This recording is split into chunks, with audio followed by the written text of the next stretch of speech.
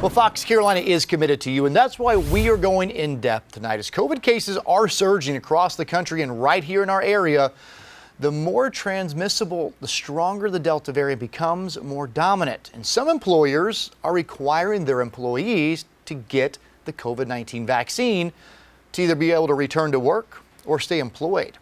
Just this afternoon, Walt Disney Corporation announced that all salaried and non-union employees must get their shots within 60 days.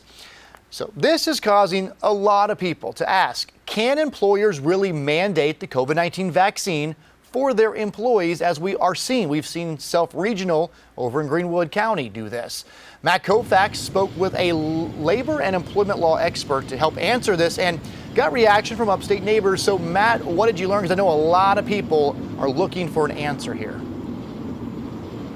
Yeah, Cody, and the short answer to this question is yes, but there are some exceptions to the rule. One local legal expert I spoke to tells me that there is court precedent here. It goes all the way back to the early 1900s, and there's more precedent as recently as earlier this year. But he does tell me that although these precedents support that, he expects people to challenge this going forward.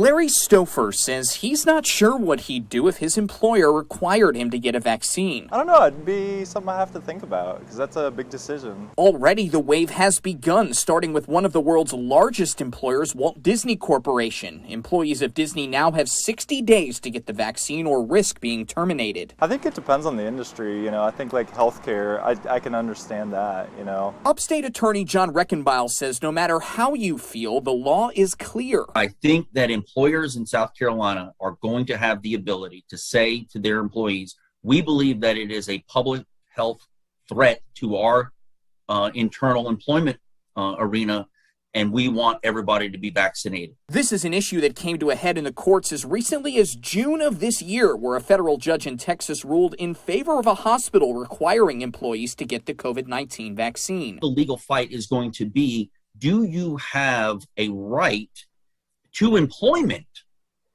thus being able to tell your employer, you can't tell me what I can or cannot do when I come into your work arena?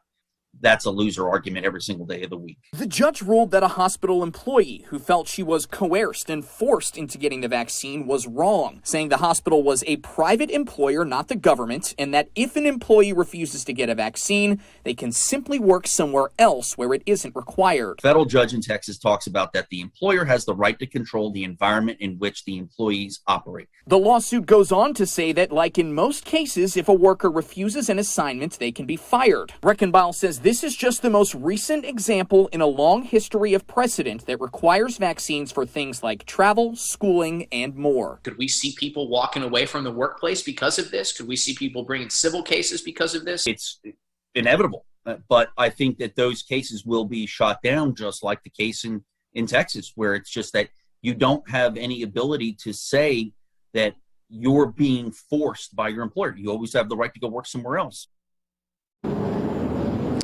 And Reckenbile says there is one caveat to all of this, that's making sure employers adhere to the Americans with Disabilities Act, which could prohibit them or at least disqualify them from getting vaccines with certain health conditions. Now, there is also, he says, that issue of the legal defense. He says it would be firmer if this vaccine was fully FDA approved, but he says in the end, the arguments that employers will eventually probably have to make for the larger safety of the larger group of employees will most likely win out. Cody, back to you.